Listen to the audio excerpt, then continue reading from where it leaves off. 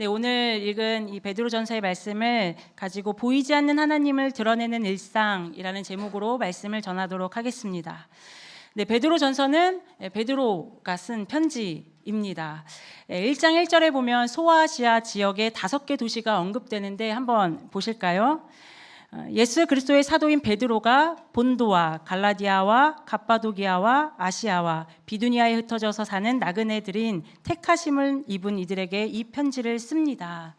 방금 읽은 1절에서 언급된 지역에는 당시 많은 노예들과 또 여행객들, 떠돌아다니는 학자들, 다양한 민족들뿐만 아니라 당시 이렇게 불려지는 자유인들이나 또 소수지만 로마 시민권자들, 또 다수의 유대인들도 살았던 살고 있었다고 말하고 있습니다.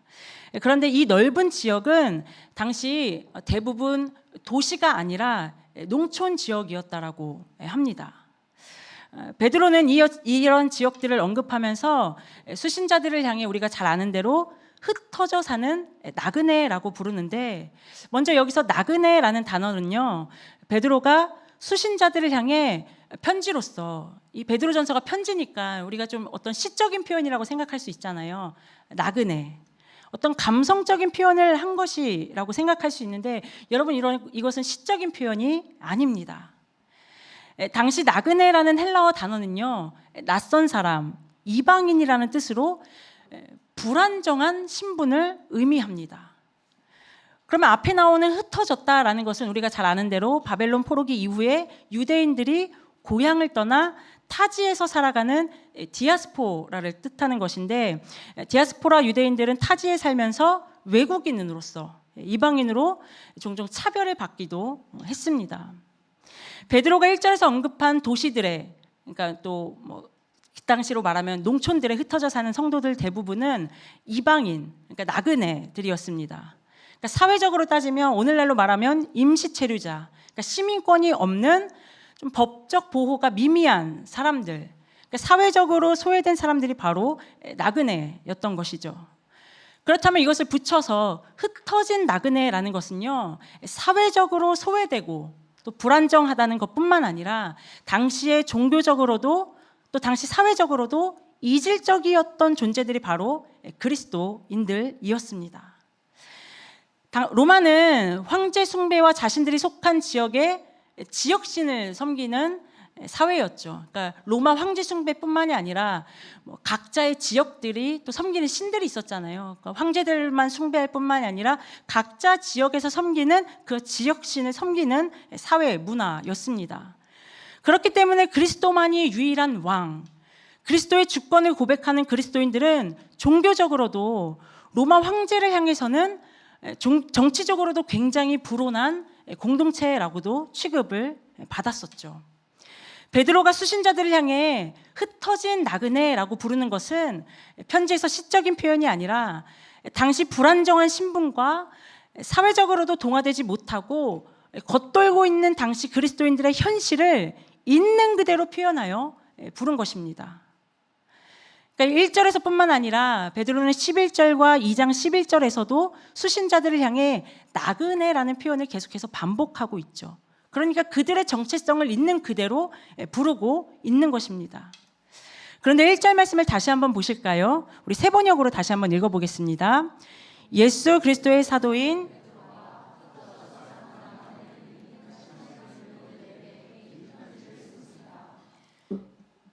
베드로는 흩어져 사는 나그네들을 향해 곧바로 이어서 뭐라고 부르죠? 택하심을 입은 이들이라고 부릅니다. 이어서 2절 말씀을 제가 읽어볼게요. 하나님 아버지께서 여러분을 미리 하시고 성령으로 거룩하게 해주셔서 여러분은 순종하게 되고 예수 그리스도의 핏부림을 받게 되었습니다. 여러분에게 은혜와 평화가 더욱 가득 차기를 빕니다. 흩어진 나그네는 세상에서는 불안정한 존재이고 무시받는 존재이지만 택하심을 입은 자는 어떤 존재죠? 성령의 거룩하게 하심으로 예수님께 순종하고 예수님의 핏부림을 받은 자라는 것이죠. 베드로는 당시 그리스도인들을 향해 눈에 보이는 현실 그대로는 소외된 나그네이지만, 비록 당장 눈에 보이지 않지만 하나님 나라에서는 그들의 존재가 뭐라고요? 택하심을 입을 자라는 것을 곧바로 이어서 선포하고 있다는 거죠. 베드로전서가 기록될 당시 그리스도인들을 향한 로마의 박해는 뭐 우리가 잘 아는 도미티안 박해나 네로 박해처럼 공식적인 박해는 아니었지만요, 이 사장에 기록된 베드로전서 4장에 기록된 불시험과 같이 불린 만큼 좀 심각한 박해였습니다. 좀 위협을 받고 있는 상태였죠. 황제 숭배 압력이 강했던 지역에서 그리스도만이 나의 주인이라고 고백하는 신앙을 고백하면서 지키며 살아간다는 것은 사회에서 배척당하기로, 그러니까 나그네가 되기로 자처하는 일이었다라는 것이죠. 베드로전서 2장 9절과 10절 말씀을 보겠습니다. 우리 함께 읽어보겠습니다.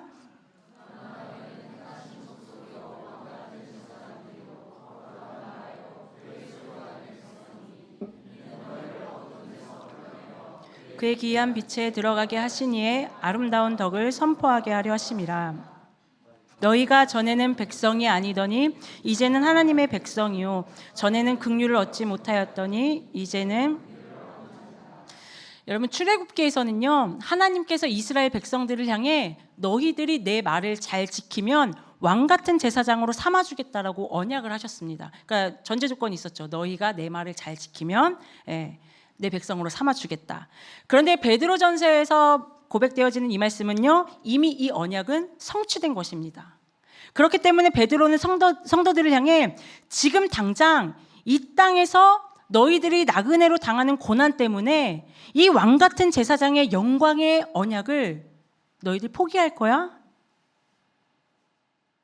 고난의 현실 한가운데 있는 성도들을 향해 너희는 지금 세상에서 소외받는 나그네이지만 택함받은 존재라는 것을 고난받는 성도들을 향해 선포하고 있는 것입니다. 베드로전서는, 이 베드로의 편지는요, 당시 로마 사회에서 흩어진 나그네로서 살아가는 그리스도인들을 향해 택하심을 받은 자들이라는 이 강력한 정체성을 선포하며 고난 중에도 이 정체성을 잃지 않고 영원한 하나님의 나라의 백성으로서 택함 받은 자로서 견고히 살아가라는 내용으로 이 베드로전서의 편지를 마무리해도 충분할 것 같아 보입니다. 은혜로울 것 같습니다. 그런데 베드로는 오늘 읽은 2장 12절의 말씀을 중심으로 강조하고 있는 내용이 있는데, 그것은 나그네로 살아가는 그리스도인들을 향해 선한 행실을 가지라는 것입니다. 2장 12절 말씀을 함께 읽어볼까요? 여러분은 이방 사람 가운데서 행실을 바르게 하십시오. 그렇게 해야 그들은 여러분더러 악을 행하는 자라고 욕하다가도 여러분의 바른 행위를 보고 하나님께서 찾아오시는 날에 하나님께 영광을 돌릴 것입니다. 당시 초대교회 그리스도인들은요, 이 이방 사회를 살아가면서 가정 질서, 정치 질서, 종교 질서에 복종하지 않는 자들로 여겨졌기에 그리스도인들을 향해 오히려 무신론자들이다, 사회 질서를 파괴하는 자들이라는 조롱과 비난과 박해를 받기까지 했던 상황이었습니다. 방금 읽은 12절의 말씀에서와 같이 사람들에게 욕을 먹었다라고 기록되어 있죠. 사람들에게 욕을 먹었던 사람들이 바로 그리스도인들이었습니다. 여러분, 우리 지금은 잘 믿어서 무신론자라는 말을 안 하지만 그때는 황제를 숭배하고 지역에서 섬기던 신들을 그리스도인들은 섬기지 않았기 때문에 오히려 그들이 무신론자라고 불렀다라는 거죠. 여기에 쓰인 욕한다라는 카탈랄레오는 단순한 비방이 아니라요, 명예를 훼손하는 단어이고요, 심지어 공동체를 파괴하는 폭력을 포함하는 단어가 이 카탈랄레오, 욕하다라는 단어입니다. 그러니까 당시 그리스도인들이 사람들에게 받았던 그 비난과 조롱은요, 뭔가 쑥덕쑥덕거리고 가십거리 정도가 아니라 한 공동체의 생존을 위협하는 사회적인 폭력 수준이었다라는 것이죠. 뒤에서 조용조용히가 아니라 아주 대놓고 고의적으로 평판을 깎아내리는 비방이었던 것이죠. 여러분이 속한 공동체가 어떤 한 집단으로부터 이런 고의적인 평판을 깎아내리는 비방을 받아보신 적이 있으신가요? 그런데 베드로는 이러한 사회 속에서 살아가는 그리스도인들에게 너희들의 정체성은 택함받은 자들이다. 그러니 포기하지 말아라. 이렇게 편지를 끝내지 않고 바로 이어지는 말씀을 통해 이방 사람들, 이렇게 비방하는 사람들 가운데서 계속해서 선한 행실을 하라고 말합니다. 이 비방받는 현실 속에서 왕 같은 제사장으로서의 정체성을 포기하지 않을 뿐만 아니라 더 나아가 선한 행실을 계속해서 하라고 요청하고 있습니다. 오늘날 그리스도인의 삶은 어떤가요? 오늘 저와 성도님들도 이방인 중에서 살고 있지는 않습니까? 어떤 분은 가정에서, 어떤 분은 직장에서, 우리가 속한 세상에서 어쩌면 우리는 이방인으로 살고 있지는 않으신가요? 저희들끼리니까 얘기겠죠. 그리스도인들을 향한 비방은 여러분 언제부턴가 꾸준한 상승세를 달리고 있는 것 같습니다.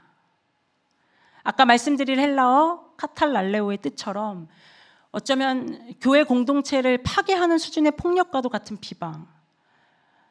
물론 오늘날 교회를 향한 비방은 당시 사회처럼 무분별한 것이 아니라 어쩌면 이유가 있는, 우리가 교회로서 반성하고 돌아봐야 할 점도 분명히 있지만 사실 우리 각자가 개인으로서 어떤 분들은 정말 하루하루 버티기 쉽지 않은, 각자가 속한 곳에서 이방인으로서 쉽지 않은 일상을 살아가고 계신 분도 있을 거라 생각이 됩니다. 베드로는 비방받는 나그네의 일상을 살아가는 그리스도인들의 현실을 향해 오늘 말씀을 통해 선한 행실로 응답할 것을 도전하고 있습니다. 선한 행실이라는 것은 당시 헬라 사회에서도 공공의 유익을 위한 삶으로서 어떤 시민 윤리나 도덕적인 모범을 뜻하는 단어입니다. 그렇다면 베드로가 말한 선한 행실도 같은 의미였을까요? 구약의 말씀을 한번 잠깐 보길 원합니다. 구약 예레미야 29장 말씀에 보면 예레미야 선지자가 바벨론 포로로 잡혀간 남유다 백성에게 보낸 편지가 기록되어 있습니다. 제가 29장 5절과 7절 말씀을 읽겠습니다. 너희는 집을 짓고 거기에 살며 텃밭을 만들고 그 열매를 먹으라.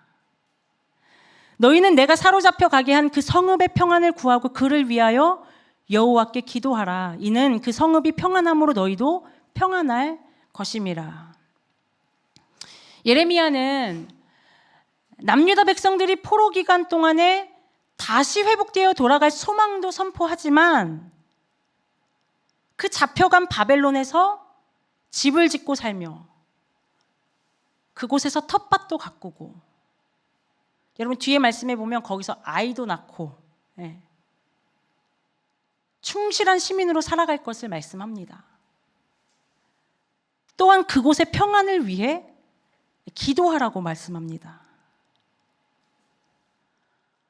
이 말씀과 마찬가지로 베드로는요, 불안정한 신분으로서 나그네로 살아가는 베드로전서의 그리스도인들을 향해 자신들이 속한 이방 사회에 충실한 시민으로 살아갈 것, 선한 행실을 할 것을 말하고 있는 것입니다. 택함받은 자라는 정체성은 자신들을 비방하고 박해하는 사회를 향해 억울해하고 분노하라는 것이 아니라 좋은 시민으로, 충실한 시민으로 살아가는 것이라고 베드로는 말씀하고 있는 것이죠. 네, 선한 행실의 원어 뜻은 아름답고 고귀한 행동들이라는 의미입니다. 그런데 여기서 단순히 선한이라는 단어는 도덕적으로 깨끗함, 산만을 말하는 것이 아니라 하나님의 성품을 드러내는 삶의 태도까지 포함하고 있습니다.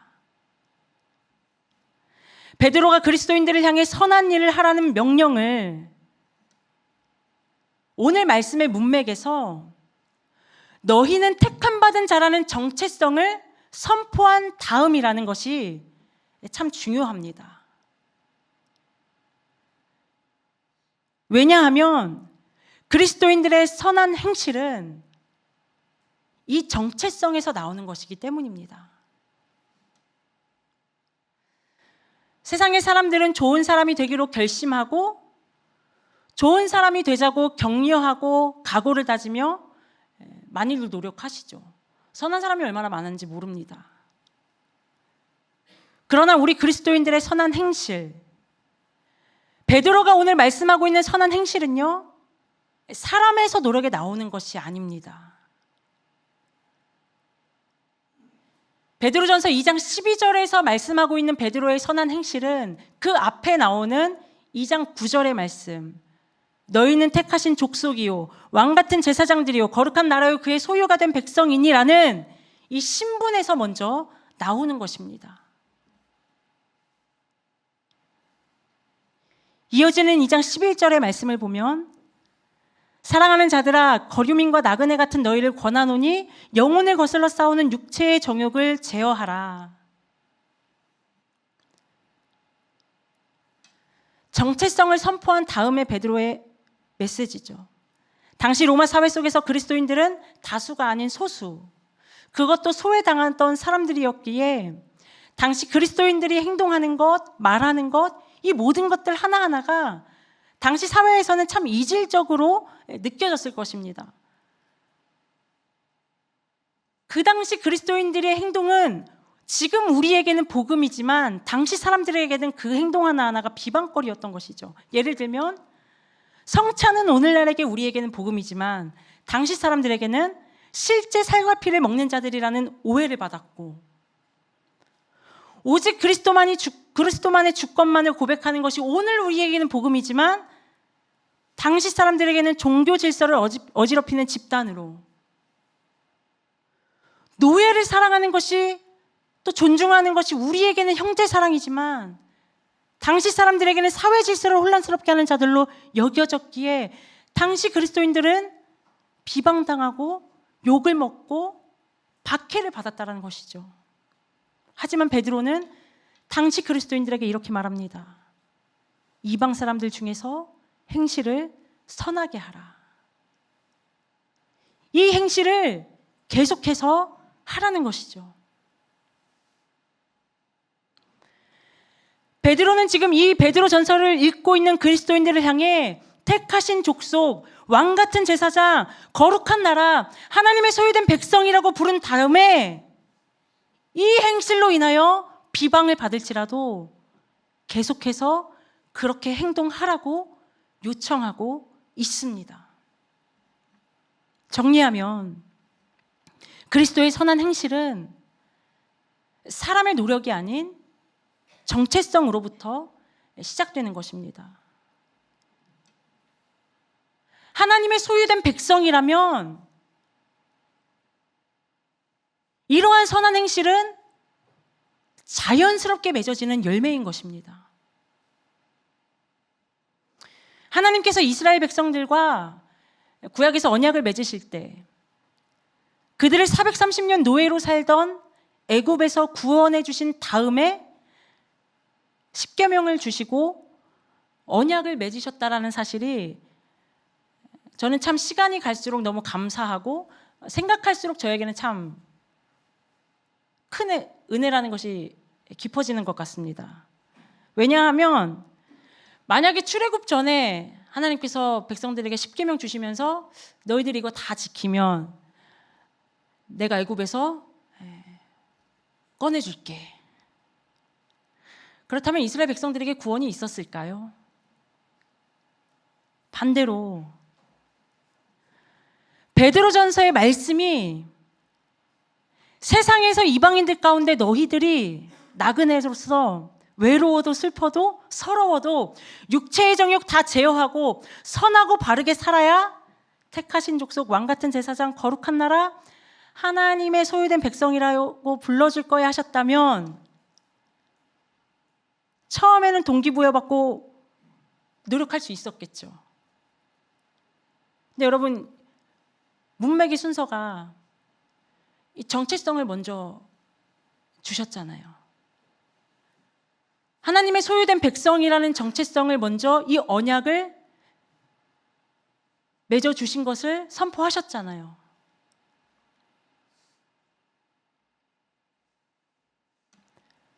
그리스도인이 믿지 않는 세상 속에 흩어진 나그네로 살아갈 수 있는 힘, 오늘의 일상을 견딜 수 있는 힘, 우리의 노력으로는 할 수 없는 선한 행실이 가능한 이유가 무엇인가요? 우리의 노력인가요? 나의 나됨인가요? 세상 가운데서 우리를 하나님의 백성으로 불러주신 이 신분에서 우리의 선한 행실이 나오는 것입니다. 반대로 이러한 정체성이 없는 행실은 결국 자기 의로 흘러가게 되는 것이죠. 행실은 없고 껍데기 정체성만 남은 것은 오히려 무기력한 신앙으로 전락해버리고 말게 되는 것이죠. 이것이 오늘날 세상 속에서 드러난 한국 교회 위기가 아닐까요? 또한 이름만 그리스도인이라고 불리는 사람들의 위기가 아닐까요? 하나님께 속한 자, 택함 받은 자, 하나님의 소유된 백성이라는 정체성은 보이지 않는 하나님을 세상에 드러내는 그리스도인으로 살아가게 하는 힘과 견딜 수 있는 힘이 되는 것입니다. 또한 베드로는 정체성을 가진 그리스도인들이 바라봐야 할 소망에 대해서도 말하는데 그것은 바로 하나님의 영광입니다. 우리 12절 하반절 말씀을 함께 읽겠습니다. 너희 선한 일을 보고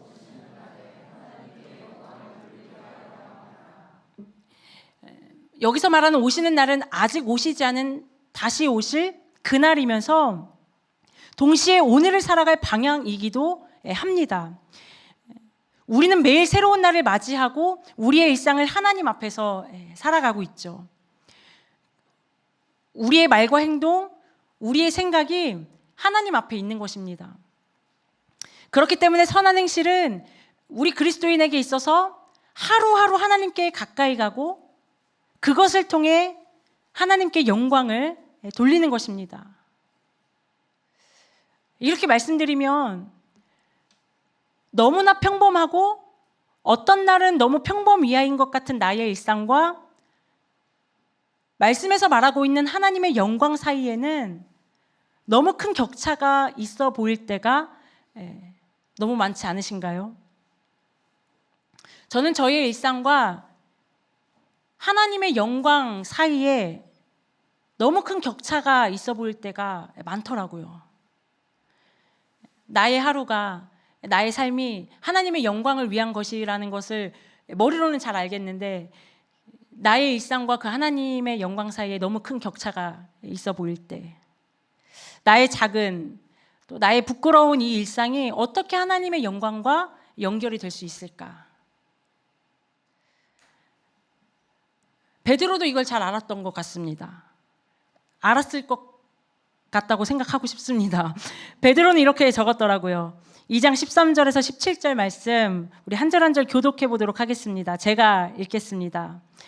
여러분은 인간이 세운 모든 제도에 주님을 위하여 복종하십시오. 주권자인 왕에게나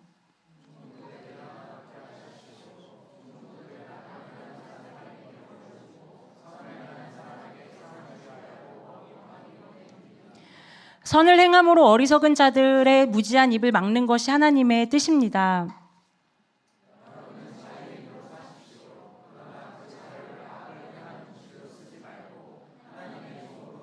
함께 읽을까요? 모든 사람을 존중하며 믿음의 식구들을 사랑하며 하나님을 두려워하며 왕을 공경하십시오.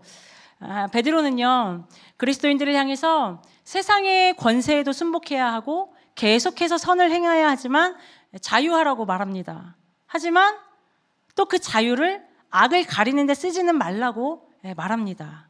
애매하죠. 근데 이것은 결국 마지막 17절에 사람을 존대하고 형제를 사랑하고 왕을 존대하는 삶으로 연결되고 있습니다. 베드로는 당시 그리스도인들을 향해 어떤 정치적 반란이나 반사회적 행동으로 보이지 않도록 오히려 주님을 위해 세상의 제도에 순종하라고 권면하고 있습니다. 그런데 여기서 핵심은요, 주를 위하여입니다. 어떤 맹목적인 순종이 아니라 하나님을 위한 순종, 하나님을 두려워하는 경외함이라는 전제 하에 우리가 살아가는 이 세상의 순종이 요구되는 것입니다. 주권자가 하나님이라는 믿음을 바탕으로 한 순종이라는 것이죠. 사람을 존대하고 형제를 사랑하고 왕을 존대하는 삶은 자신을 낮추어 이 땅에 종의 형체를 가지셨던 그 예수님의 일상을 떠오르게 합니다. 예수님은 이 땅에서 존중받지 못하셨어도 늘 남을 존중하는 삶을 사셨죠. 사랑받지 못해도 늘 먼저 사랑하는 삶을 사셨습니다. 억울한 일 당해도 보복하지 않고 인내하셨던 분이 바로 우리 예수님이셨습니다.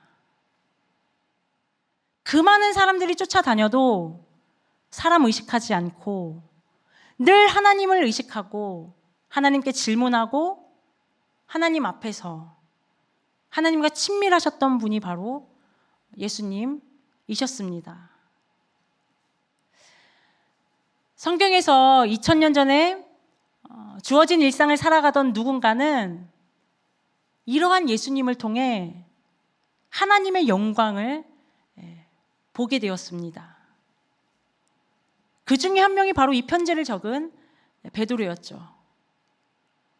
머리로만이 아닌, 형식으로만이 아닌 삶으로 일상을 살아내셨던 예수님을 통해 누군가의 일상은 하나님의 빛을 발견하고 그 풍성한 하늘의 영광을 맛보고 경험하게 된 하루였다라는 거죠. 최근에 제가 책을 좀 봤습니다. 며칠 전이에요. 보신 분도 있을 것 같은데 정주영 씨가 쓴 더 레이저라는 책이거든요. 책의 서론에 보면 이게 레이저 포인터거든요. 이 레이저 포인터의 원리에 대해서 얘기하는 그 구절이 나옵니다. 그래서 더 레이저 같아요. 이 레이저 포인터 안에는 태양보다 100배 밝은 빛이 이 포인터 안에 모여 있다고 합니다. 근데 이걸 발견한 게 1917년에 아인슈타인이 이 새로운 세상은 이 파동으로 가득 차 있다라는 것을 발견하면서 같은 파동이 모이면 같은 밝기로 우주까지 닿게 된다는 원리로 만든 게 이 바로 레이저 포인터라고 합니다. 그러니까 여기서 말하고자 하는 핵심은 우리 각자에게 주어지는 하루도 이 파동으로 가득 차 있다라는 거죠. 그러면 매일매일 주어지는 이 하루를 같은 파동을 만든다면 사실 처세술에 가는 책이거든요. 그래서 성공은 이 같은 파동이 모여서 파도를 일으킬 때 일어나는 결과가 성공이라는 거죠.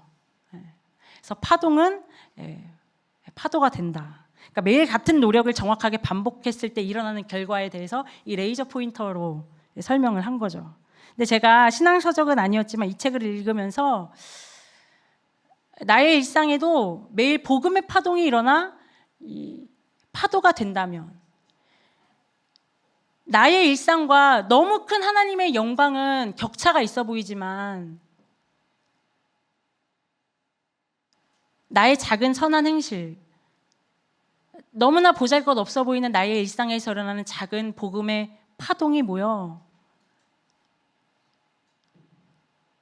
파도가 된다면 어떤 일이 일어날까라는 생각을 이 책을 통해 잠깐 해보게 됐습니다. 나의 일상에 복음의 파동이 모인다면 내가 속한 가정과 교회와 나라와 열방에 이 레이저 포인터를 눌렀을 때 확 쏴지는 이 빛처럼 그 하나님의 영광의 빛이 비춰지지 않을까라는 생각을, 그 상상을 해보게 되었습니다.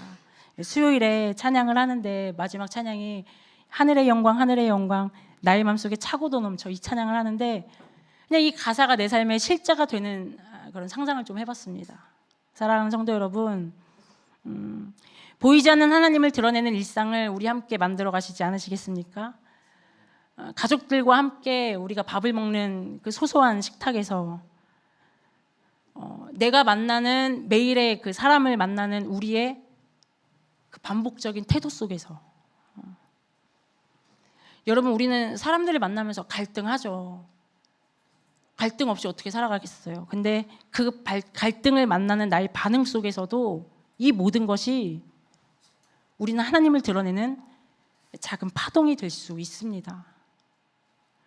부엌 한켠에서, 우리의 회의실 한가운데서, 버스 안에서도, 전철의 한 자리에서도 그곳에서 보이지 않는 그 복음의 작은 파동이 정말 예수님을 부더니도 닮아가려는 그 복음의 반복적인 우리의 일상의 파동이 정말 복음의 파도가 되어서 하나님의 영광의 빛이 되어 이렇게 좀 우리의 일상에 그 하나님의 영광의 빛이 드러나기를 소망합니다.